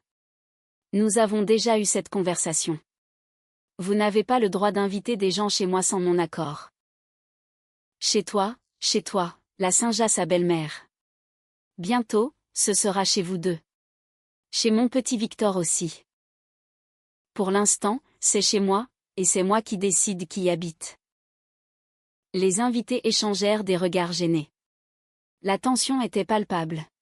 « Ma petite Marina » intervint Valentine, une femme ronde à l'air jovial. « On ferait peut-être mieux d'aller à l'hôtel, finalement ? On ne veut pas créer de problème. » « Hors de question » s'emporta Galina Nikolaevna. « Vous êtes mes invités, pour le mariage de mon fils. Vous ne bougerez pas d'ici. »« Oh que si, ils vont bouger » trancha Marina. Un silence de mort s'abattit sur la pièce. « Qu'est-ce que tu as dit ?» Galina Nikolaevna devint livide. « J'ai dit qu'ils allaient à l'hôtel. Dès ce soir. »« Tu n'en as pas le droit ?»« J'en ai tout à fait le droit. C'est mon appartement, ma propriété. C'est moi la maîtresse des lieux. » Espèce de... Galina Nikolaevna étouffait d'indignation. Son visage se couvrit de plaques rouges. C'est à cet instant précis qu'Oksana sortit de la chambre. Marina se tourna vers elle, et resta médusée. Autour du cou d'Oksana, il y avait un collier. Son collier. Celui avec les diamants. 23 pierres précieuses. En or blanc, son cadeau pour ses 30 ans. Oksana arborait un sourire insolent, presque provocateur. « Ah, te voilà. Je me suis faite un peu belle. Pour un mariage, il faut bien être élégante, non ? Marina contempla le collier au cou de cet inconnu, ses diamants qu'elle s'était payés elle-même, son propre bijou, que cette femme s'était approprié sans la moindre gêne, et là, quelque chose céda définitivement en elle.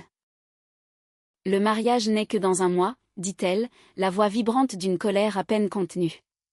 Et ta mère ainsi que ta sœur se sont déjà installées dans mon appartement, prenant mes bijoux sans même me demander. Oh, ça va, on s'en fiche, souffla Oksana. De toute façon, bientôt tout sera à nous deux ici. Plus maintenant. Le silence fut assourdissant. Quoi, fronça les sourcils Galina Nikolaevna. Il n'y aura pas de mariage. Retire mon collier. Tout de suite. Tu plaisantes, pouffa Oksana. Je ne plaisante pas, retire-le. Ou je te l'arrache moi-même. Essaie un peu pour voir. Marina fit un pas en avant, puis un autre. C'est bon, recula Oksana, s'empressant de détacher le fermoir. Tiens, reprends tes vieilleries. Elle lança le collier. Marina le rattrapa au vol. Et maintenant, annonça-t-elle en se tournant vers le reste du groupe. Tout le monde dehors. Vous avez 15 minutes. Tu ne peux pas faire ça, hurla Galina Nikolaevna. Tu n'en as pas le droit. Mon petit Victor. Victor n'est pas là. Et même s'il y était, ça ne changerait rien. L'appartement est à moi, les papiers sont à mon nom. Vous n'êtes personne ici. Comment oses-tu? J'ose. Vous avez 15 minutes. Après, j'appelle la police. Elle sortit son téléphone, et composa ostensiblement le numéro. Les invités s'agitèrent, ramassèrent leurs affaires à la hâte, et bredouillèrent des excuses. Valentine tentait de dire quelque chose à Galina Nikolaevna, qui l'ignorait d'un revers de main. L'histoire ne s'arrête pas là, siffla sa belle-mère en passant devant Marina. Mon petit Victor saura qui tu es vraiment. Il le sait déjà. Laissez-le choisir. Galina Nikolaevna sortit, suivie d'Oksana, des invités, de leurs valises, et de leurs sacs. La porte claqua. Marina se retrouva seule. Elle se tenait au milieu du salon, serrant le collier dans sa main, fixant la pièce vide, les tasses abandonnées sur la table, et les lits de camp dans le couloir. Et, pour la première fois depuis 10 jours, elle sourit. Le silence. Pour la première fois depuis 10 jours, le calme régnait dans l'appartement. Plus de voix, plus de bruit de pas, plus de télévision hurlante. Rien que la rumeur de la ville à travers la fenêtre, et les battements de son propre cœur. Marina restait plantée au milieu de son salon, toujours agrippée à son collier. Les diamants lui meurtrissaient la paume de la main. 23 petites pierres, chacune acquise par son propre labeur. Elle regarda l'heure. 16h30. Le mariage n'était prévu que dans un mois. Un mois qui, désormais, n'existerait plus. Son téléphone vibra. Un message de Victor. Ma mère m'a appelé, elle dit que tu as jeté tous ses amis dehors. Qu'est-ce qui se passe? Marina rédigea sa réponse. Viens à la maison, on doit parler. Envoyé. Elle posa son téléphone sur la table, fit le tour de l'appartement, et constata les traces du passage étranger. Des tasses sales sur la table, des miettes sur le canapé, une écharpe oubliée sur le porte-manteau, et ses lits de camp dans le couloir. Elle se mit à ranger. Méthodiquement, calmement, elle ramassa la vaisselle, la déposa dans l'évier, essuya la table, passa l'aspirateur sur le canapé, et sortit les lits d'appoint sur le palier. Il n'avait qu'à venir les récupérer s'il le voulait. À 18h, l'appartement était de nouveau à elle, propre, paisible, et familier. Marina se prépara un café, s'installa près de la fenêtre, regarda le coucher du soleil, et attendit. Victor arriva à 19h. Elle l'entendit ouvrir la porte, et pénétrer dans l'entrée. Elle ne se leva pas pour l'accueillir, elle resta assise dans son fauteuil. Il apparut dans l'encadrement de la porte du salon, pâle, désemparé, un sac de supermarché à la main. « Bonsoir, dit-il. »« Bonsoir. J'ai acheté du vin, je me suis dit que peut-être. » « Pose-le dans la cuisine. » Il posa le sac, revint, et s'assit sur le canapé, juste en face d'elle. Ma mère m'a dit que tu as mis tous ses amis à la porte. Oui. Et elle y compris. Et Oksana aussi. Pourquoi? Marina le dévisagea, cet homme qu'elle aimait, en qui elle avait confiance, et avec qui elle prévoyait de se marier. Parce que ta sœur s'est pavanée avec mon collier en diamant, après avoir fouillé dans ma boîte à bijoux, dans ma propre chambre, pendant que ta mère amusait la galerie avec de parfaits inconnus dans mon salon. Victor baissa les yeux. Oksana m'a dit qu'elle voulait juste l'essayer. Victor, le coupa Marina. Je l'ai déjà entendu 1000 fois ça, juste l'essayer, juste déplacer les meubles, juste vouloir aider. Ce n'est pas juste, c'est un manque de respect total envers ma maison, envers mes affaires, et envers moi-même. Je le comprends, mais... Non, tu ne comprends pas, elle se leva, s'approcha de la fenêtre, et regarda la ville en contrebas. 10 jours, Victor. 10 jours que ta mère et ta sœur squattent chez moi. Pendant ce temps, elles ont réorganisé mes meubles, saccagé ma cuisine, fouillé dans mes placards, et pris mes affaires. Ta sœur a porté mes vêtements, mes bijoux, et a ruiné mon chemisier. Et toi? À chaque fois, tu m'as demandé de prendre sur moi, de ne pas faire de vagues, de faire preuve de compréhension. J'ai essayé d'arranger les choses. Non, tu as essayé de ménager la chèvre et le chou, ne pas froisser ta mère, et ne pas me perdre. Mais ce n'est pas comme ça que ça marche, Victor. Parfois, il faut faire un choix. Il resta muet. Moi, j'ai fait le mien, poursuivit Marina. J'ai choisi ma propre personne, ma maison, ma dignité, et mon droit de vivre comme je l'entends. Et ça veut dire quoi, concrètement? Elle se tourna vers lui. Ça veut dire qu'il n'y aura pas de mariage. Le silence s'abattit, lourd et pesant. Tu es sérieuse, murmura Victor, la voix tremblante. Absolument. À cause de ma mère? À cause de toi. Il releva brusquement la tête. À cause de moi? Oui. Parce que pas une seule fois. Pas une seule fois, Victor, tu n'as pris mon parti pour de bon. Pas une seule fois tu n'as dit à ta mère, ça suffit, c'est la maison de ma fiancée, respecte-la. Pas une seule fois tu n'as recadré ta sœur, et pas une seule fois tu ne m'as choisi. J'ai essayé. Essayer, ce n'est pas agir. Tu m'as demandé d'être patiente.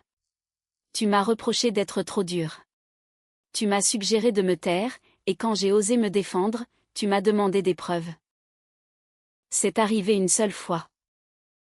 Une fois, c'est déjà trop, quand il est question de confiance. Victor se leva, fit les 100 pas, et s'arrêta près de la fenêtre, à ses côtés. Marina, je t'aime. Vraiment, je t'aime, mais je ne peux pas renier ma propre famille. Je ne te demande pas de la renier. Je te demande de poser des limites, de leur dire, Marina est la femme que j'ai choisie.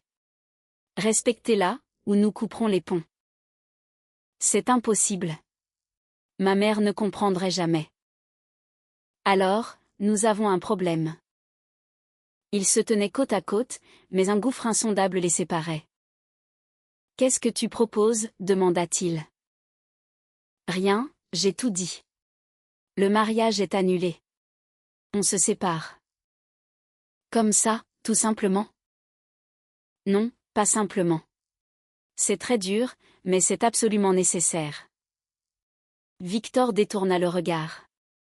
Elle vit ses épaules se crisper. Est-ce que je peux faire quelque chose? Demanda-t-il d'une voix sourde. Pour te faire changer d'avis. Marina réfléchit. Elle l'aimait, malgré tout, elle l'aimait encore. Une partie d'elle aurait voulu lui dire, oui, vire-les d'ici, prends mon parti, prouve-moi que je compte plus que tout. Mais elle savait que, même s'il le faisait maintenant, ça ne changerait rien au fond. Il le ferait par peur de la perdre, et non par conviction. Et dans un mois, dans un an, tout recommencerait. Galina Nikolaevna jouerait de nouveau les chefs de famille, Oksana piquerait de nouveau ses affaires, et Victor lui demanderait, encore une fois, de prendre sur elle. Non, répondit-elle. Tu ne peux rien faire. Il acquiesça, d'un geste lent et lourd. Alors, je vais y aller. Laisse tes clés. Il sortit son trousseau de sa poche, détacha la clé de l'appartement, et la posa sur la table. Je viendrai récupérer mes affaires demain, si ça te convient. D'accord. Appelle-moi avant. Il se dirigea vers la sortie, et s'arrêta sur le pas de la porte. Marina. Oui. Je suis désolée. Sincèrement désolée que ça se termine comme ça. Moi aussi. Il partit. La porte se referma doucement, presque sans un bruit. Marina se retrouva seule. Elle ne pleurait pas. Elle s'attendait à craquer, mais non. À l'intérieur, c'était le vide, mais aucune douleur. Comme si un poids énorme s'était enfin envolé. Elle prit son téléphone, et appela la boutique de robes de mariée. Bonjour, c'est Madame Sokolova. J'avais commandé une robe pour mon mariage. Je souhaite annuler la commande. Vous en êtes sûre, s'étonna la voix à l'autre bout du fil. Certaine. Mais l'acompte n'est pas remboursable. Je sais. Annulez quand même. Elle raccrocha, et composa le numéro suivant, celui du restaurant. Bonjour. J'avais une réservation pour la fin mai. Au nom de Sokolova et Belov. Je l'annule. Puis ce fut au tour du photographe, du fleuriste, et du DJ. Chaque appel arrachait une petite part de cet avenir qu'elle avait tant planifié. Et à chaque coup de fil, elle se sentait un peu plus légère. À 22 heures, tout était annulé. Le mariage, qu'elle préparait depuis 5 mois, n'existait plus. Marina se servit un verre de vin, celui que Victor avait apporté. Elle le but d'un trait, puis s'en versa un deuxième. Elle appela Katia. Salut. Tu es occupée? Pour toi, jamais. Qu'est-ce qui se passe? J'ai annulé le mariage. Un blanc. Quoi? J'ai jeté sa mère, sa sœur, et une horde de leur famille dehors, et j'ai rompu avec Victor. Seigneur, Marina. Tu tiens le coup? Ça va. C'est bizarre, mais ça va. Tu veux que je vienne? Marina hésita. Oui, viens. Je suis là dans une demi-heure. Katia déboula 20 minutes plus tard. Rousse, ébouriffée, armée d'un pot de glace et d'une bouteille de Prosecco. C'est le meilleur remède contre tous les maux, déclara-t-elle en trompe dans l'appartement. Elles restèrent sur le canapé jusqu'à 3 heures du matin. Marina lui raconta toute l'histoire, depuis le début. Katia l'écoutait, poussant des hauts cris, et jurant à tout va. Quelle garce, s'exclama-t-elle à propos d'Oksana. Et la belle-mère, n'en parlons pas, inviter des gens chez toi, c'est le pompon. Elle devait vraiment croire que l'appartement était déjà à elle, et qu'après le mariage, tout serait partagé. J'en suis convaincue. Et toi, tu étais censé fermer les yeux? C'est ce que Victor pensait? Quel lâche! Désolé, mais c'est vrai. Un vrai mec aurait recadré sa mère depuis bien longtemps. Marina hocha la tête. Elle l'avait bien compris. Tu sais ce qui fait le plus mal, confia-t-elle. C'est que je l'aimais sincèrement. Je pensais que c'était le bon. Il l'était, jusqu'à ce qu'il montre son vrai visage. Peut-être que c'était son vrai visage depuis le début. C'est juste que je refusais de le voir. Katia l'a pris dans ses bras. Tu as pris la bonne décision. Mieux vaut que ça arrive maintenant, plutôt que dans un an, avec un bébé sur les bras, et une belle-mère installée dans la chambre d'à côté. Marina imagina la scène, et frissonna. Tu as raison. C'est bien mieux comme ça. Le lendemain matin, Marina se réveilla dans un appartement désert. Katia était repartie dans la nuit, en promettant de l'appeler tous les jours. Victor était passé récupérer ses affaires pendant qu'elle travaillait, en laissant un petit mot, « Merci pour tout. Pardonne-moi. » Marina lut le billet, le froissa en boule, et le jeta à la poubelle. Elle n'était pas allée au bureau, ayant pris sa journée. Heureusement, son patron avait compris, sans poser de questions superflues. Elle passa la journée chez elle, à faire le ménage, à ranger ses affaires, et à tout remettre à sa place. La cuisine était redevenue comme avant, tout comme le salon, et sa boîte à bijoux. Le soir venu, l'appartement était redevenu son sanctuaire, sans la moindre trace de présence étrangère. Marina prit un bain, enfila son pyjama préféré, se servit un verre de vin, et sortit sur le balcon. Le coucher du soleil était magnifique, d'un rose orangé éclatant, rappelant cette toile de Barcelone. Elle contemplait le ciel, repensant à ce qui aurait dû se passer dans un mois. La robe blanche, les alliances, les vœux. Acceptez-vous de prendre pour époux? Elle s'imagina dans cette robe, aux côtés de Victor, et comprit une chose essentielle, elle n'avait aucun regret. Pas le moindre. Il valait mieux découvrir la vérité maintenant, plutôt qu'une fois la bague au doigt. Le téléphone sonna. C'était sa mère. Marina, ma chérie, comment vas-tu? Ça va, maman. Vraiment. Je m'inquiète pour toi. Tu veux que je vienne? Ce n'est pas la peine, je t'assure, je vais bien. Tu en es certaine? Certaine. J'ai fait le bon choix. Sa mère marqua une pause. Je suis fière de toi, ma fille. Tu es quelqu'un de fort. Merci, maman. Appelle-moi si tu as besoin, à n'importe quelle heure. Promis. Elle raccrocha, finit son verre de vin, et regarda le soleil disparaître à l'horizon. Demain serait un autre jour. Et le jour d'après, et dans un mois. La vie continue, avec ou sans Victor. Et c'était bien mieux sans lui. Un mois s'écoula. Marina reprit le cours normal de sa vie.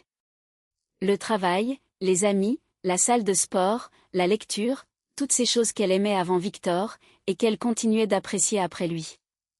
Il n'appelait pas, elle non plus. Des connaissances communes lui rapportaient qu'il vivait mal la rupture, que Galina Nikolaevna était folle de rage, et qu'Oksana racontait à qui voulait l'entendre à quel point Marina était une peste. Marina écoutait ses commérages, et haussait les épaules. Ça lui était complètement égal. Un jour, fin juin, elle tomba nez à nez avec Galina Nikolaevna, au supermarché. Un pur hasard, elle s'était retrouvée dans le même rayon. Son ex-belle-mère la vit la première, se figea, et devint toute pâle. Marina, imperturbable, attrapa un paquet de pâtes en rayon, et le déposa dans son caddie. « Bonjour, Galina Nikolaevna. » L'autre femme ne répondit pas. Elle tourna les talons et fila, abandonnant son chariot en plein milieu de l'allée. Marina la suivit du regard, eut un petit sourire, et continua ses courses. En juillet, elle prit des vacances. Elle partit seule en Corse pour profiter de la mer, louant un petit appartement à un couple de retraités. Chaque jour, elle allait à la plage, lisait des romans, et dégustait du vin local. Le troisième jour, elle fit la connaissance d'un groupe de touristes français. Parmi eux se trouvait un homme, Dimitri, 36 ans, architecte à Paris. Divorcé, et sans enfant. Ils se mirent à discuter lors d'un dîner, dans un restaurant du coin. Il se révéla être un compagnon de conversation charmant, intelligent, plein d'humour, et qui ne cherchait pas à en mettre plein la vue. « Tu es marié ?» demanda-t-il, l'air de rien. « Non. J'ai failli l'être. J'ai annulé le mariage à un mois de la date fatidique. » Il laissa échapper un sifflement. « Sérieusement? Je peux te demander pourquoi? » Bien sûr. Mon fiancé s'est avéré être un vrai fils à maman. Aïe. Et tu le vis comment? Très bien, sourit Marina. Franchement, très bien. Ils passèrent le reste des vacances ensemble. Ils se promenaient sur le port, se baignaient dans la mer, et dînaient au restaurant. Rien de sérieux, juste la joie de partager de bons moments. Le dernier jour, Dimitri lui demanda. « Je pourrais avoir ton numéro? » Oui, bien sûr. Je t'appellerai quand je rentrerai à Paris. J'attendrai ton appel. Il l'appela. Une semaine plus tard, ils se revoyaient pour dîner, puis une autre fois, et encore une autre. En septembre, ils formaient officiellement un couple. Un an avait passé. Marina était assise sur ce même balcon, là où, jadis, elle rêvait de son mariage avec Victor. Mais cette fois, c'était un autre homme qui se tenait à ses côtés. Dimitri l'enlaçait par les épaules, et tous deux admiraient le coucher de soleil. « Tu sais à quoi je pense ?» demanda-t-il. « À quoi ?» ?»« À la chance que j'ai eue que tu annules ce mariage. Et à la chance qu'on se soit rencontrés. » Marina sourit. « Moi aussi, j'ai eu de la chance. J'ai quelque chose à te demander. » Il se tourna vers elle, plongeant son regard dans le sien. « Ne réponds pas tout de suite. Prends le temps d'y réfléchir. »« Je t'écoute. »« Veux-tu m'épouser ?» Elle ne fut pas surprise. Bizarrement, elle savait qu'il allait poser la question, et elle connaissait déjà sa réponse. « Oui. » Sans y réfléchir ? Sans la moindre hésitation. Il sortit une bague, un simple anneau en or orné d'un petit diamant, et la glissa à son doigt. « Je te promets, dit-il gravement, que je serai toujours de ton côté. Toujours. Quoi qu'il arrive. Je le sais. » Elle le savait pertinemment, car tout au long de cette année, il le lui avait prouvé à maintes reprises. Par de petits gestes, mais des gestes qui comptaient. Lorsque sa mère venait leur rendre visite, il lui rappelait d'emblée, c'est l'appartement de Marina, respecte ses règles. Quand sa sœur lui emprunta de l'argent, il avait consulté Marina avant d'accepter. Quand des amis souhaitaient rester dormir, il s'assurait que ça ne la dérangeait pas. Des détails, certes. Mais c'est de ces détails que naît le respect. Merci, murmura Marina. Pourquoi ? Pour être la personne que tu es. Ils s'embrassèrent longuement, avec tendresse. Le soleil passait l'horizon, et les lumières de la ville s'illuminaient en contrebas. Une douce mélodie résonnait au loin. Marina admirait la bague à son doigt, méditant sur l'ironie du destin. Un an plus tôt, elle avait perdu tout ce en quoi elle croyait, un fiancé, un avenir tout tracé, le rêve d'une famille. Mais, en fin de compte, elle n'avait rien perdu. Elle s'était libérée d'un homme incapable de la protéger, d'une belle famille dénuée de respect, et d'une vie où elle aurait dû sans cesse se battre pour trouver sa place. Aujourd'hui, elle avait bien plus, un homme qui la choisissait, jour après jour. Un homme qui avait compris que les mots « à moi » et « à nous » ne parlaient pas de propriété, mais de respect, et qui ne lui demanderait jamais de prendre sur elle. « Tu sais, dit-elle, je suis heureuse que les choses se soient passées ainsi. » Comment ça ? Tout ça. Victor, sa mère, ce mariage raté. Sans ça, je ne t'aurais jamais rencontré. Dimitri la serra plus fort contre lui. Dans ce cas, je suis heureux aussi. Même si ça me brise le cœur de savoir que tu as dû traverser une telle épreuve. Ne sois pas triste. C'était une leçon indispensable. Laquelle ? Marina prit un instant pour réfléchir. L'amour, ce n'est pas une question de patience. C'est une question de choix. Le choix de se choisir l'un l'autre, chaque jour. Et si quelqu'un ne te choisit pas, c'est que ce n'est pas la bonne personne. Cela sonnait comme une évidence, une grande sagesse. Mais parfois, les choses les plus évidentes sont les plus difficiles à assimiler. Ils restèrent sur le balcon jusqu'à la tombée de la nuit, avant de regagner l'appartement. Son appartement, qui deviendrait bientôt le leur. Non pas par obligation, mais parce qu'ils le désiraient tous les deux. Épilogue. Le mariage fut célébré en octobre. Une cérémonie intime, en petit comité, avec seulement 20 personnes. Les amis les plus proches et la famille. Marina portait une robe blanche très simple. Pas celle qu'elle avait commandée pour Victor, une autre. C'était mieux ainsi. Une nouvelle robe, pour une nouvelle vie. Sa mère pleurait de joie. Son père serrait la main de Dimitri en lui glissant, « Prends bien soin d'elle. » Katia, son témoin, sanglotait plus fort que tout le monde. La mère de Dimitri, une femme charmante d'une 60aine d'années, serra Marina dans ses bras et lui souffla « Bienvenue dans la famille, ma fille. Si tu as le moindre souci, je serai toujours de ton côté. » Marina sourit. Elle savait que c'était sincère. Après la cérémonie, il y eut un petit banquet, de la danse, des toasts et beaucoup de rires. Un mariage somme toute ordinaire, comme il en existe des milliers. Et pourtant unique, parce que c'était son mariage, son choix, et son bonheur. Tard dans la soirée, alors que les invités s'étaient éclipsés, Marina et Dimitri se retrouvèrent seuls dans la salle vide. Épuisés, mais radieux. « Alors, ma femme, lança-t-il. Prête pour notre vie à deux ? » « Prête, mon mari. Tu n'as pas peur ? » ?»« Non. » »« Et toi, avec moi ? » ?»« Non plus. » Il lui prit la main. « Moi non plus, je n'ai pas peur. Tant que je suis avec toi. » Ils sortirent du restaurant dans la fraîcheur de la nuit d'octobre.